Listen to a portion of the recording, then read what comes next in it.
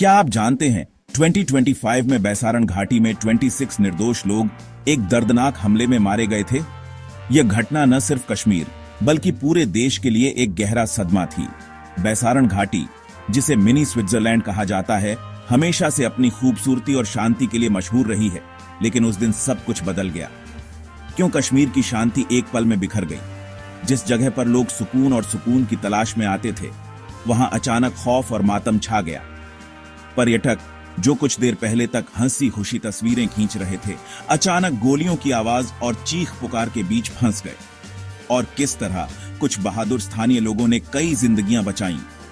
जब हर कोई अपनी जान बचाने के लिए भाग रहा था, तब कुछ लोग ऐसे भी थे जिन्होंने अपनी जान की परवाह किए बिना दूसरों की मदद की। इनकी बहादुरी ने उस दिन कई परिवारों को टूटने से बचा लिया। 22 अप्रैल दोपहर करीब 2 बजे बैसारण घाटी में घूमने आए पर्यटकों पर आतंकियों ने गोलियां चला दी। उस समय घाटी में करीब 100 से ज्यादा लोग मौजूद थे, जिनमें बच्चे, महिलाएं और बुजुर्ग भी शामिल थे। अचानक हुई इस गोलीबारी से हर तरफ अफरा तफरी मच गई। करीब 4 आतंकवादी जो पाकिस्तान अधिकृत कश्मीर से ट्रेनिंग लेकर आए थे, अचानक हमला कर बैठे। वे पूरी तैयारी के साथ आए थे और उनका मकसद घाटी में दहशत फैलाना था। उन्होंने बिना किसी चेतावनी के फायरिंग शुरू कर दी। आंखों के सामने गोलियों की बौछार, चीख पुकार और कई परिवार तबाह हो गए। लोग इधर उधर भागने लगे। कुछ लोग पेड़ों के पीछे छुप गए तो कुछ जमीन पर लेट गए। लेकिन आतंकियों की गोलियों से बचना आसान नहीं था। 26 लोग मारे गए, 17 घायल हुए। कई परिवारों के सपने एक पल में बिखर गए। घायलों में कई बच्चे और महिलाएं भी थीं, जिनकी हालत बेहद नाजुक थी। हमले की सबसे दर्दनाक बात, आतंकियों ने धर्म के आधार पर लोगों को अलग किया और निर्दोषों को बेहद करीब से गोली मारी। इस बर्बरता ने घाटी की फिजा को और भी भारी बना दिया। कई परिवारों को जबरन अलग किया गया और बच्चों के सामने उनके माता पिता को मार दिया गया। एक व्यक्ति जो जिपलाइन पर था, उसने पूरी घटना का वीडियो कैप्चर किया। गोलियों की आवाजें और जमीन पर गिरती लाशें। यह वीडियो बाद में सोशल मीडिया पर वायरल हुआ, जिसने देश भर में गुस्से और दुख की लहर दौड़ा दी। लेकिन इस अंधेरे में कुछ चिराग भी जले। जब हर तरफ डर और मातम था, तब कुछ लोग उम्मीद की किरण बनकर सामने आए। उनकी बहादुरी ने इंसानियत की मिसाल पेश की। रेयस अहमद भट्ट, जो स्थानीय पोनी ऑनर्स एसोसिएशन के अध्यक्ष हैं, उन्होंने अपनी और साथियों की जान जोखिम में डालकर 5 घायलों की जान बचाई। रेयस और उनके साथी गोलियों की परवाह किए बिना घायलों तक पहुंचे, उन्हें पोनी पर लादकर सुरक्षित जगह पहुंचाया।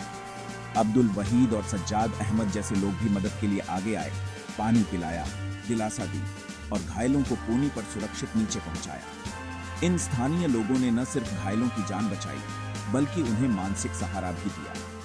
पुलिस को पहुंचने में समय लगा, क्योंकि सड़क नहीं थी, लेकिन इन बहादुरों ने हर संभव मदद की। पहाड़ी रास्तों पर पैदल चलकर पुलिस और मेडिकल टीम घाटी तक पहुंची, लेकिन तब तक स्थानीय लोग मोर्चा संभाल चुके थे। प्रधानमंत्री मोदी ने हमले की कड़ी निंदा की और दोषियों को सजा दिलाने का वादा किया। उन्होंने कहा कि देश ऐसे कायराना हमलों से डरने वाला नहीं है और आतंक के खिलाफ लड़ाई और तेज की जाएगी। सरकार ने पाकिस्तान से संबंधों में कड़े कदम उठाए। सीमा पर सुरक्षा और बढ़ा दी गई और अंतर्राष्ट्रीय मंचों पर भी इस हमले की गूंज सुनाई दी। यह हमला 2008 के बाद भारत में नागरिकों पर सबसे बड़ा आतंकी हमला है। इससे पहले भी कश्मीर ने कई जख्म देखे हैं, लेकिन बैसारण घाटी की यह घटना हर किसी के दिल में हमेशा के लिए दर्ज हो गई। कश्मीर की शांति एक बार फिर सवालों के घेरे में है और पूरे देश की संवेदनाएं प्रभावित परिवारों के साथ हैं। लोग सोशल मीडिया पर, सड़कों पर और हर मंच पर पीड़ितों के लिए न्याय की मांग कर रहे हैं। आज भी बैसारण घाटी उन बहादुरों की मिसाल देती है, जिन्होंने मानवता की रक्षा के लिए जान जोखिम में डाल दी। यह घटना हमें याद दिलाती है कि आतंक चाहे जितना भी बड़ा हो, इंसानियत की लौ कभी बुझती नहीं।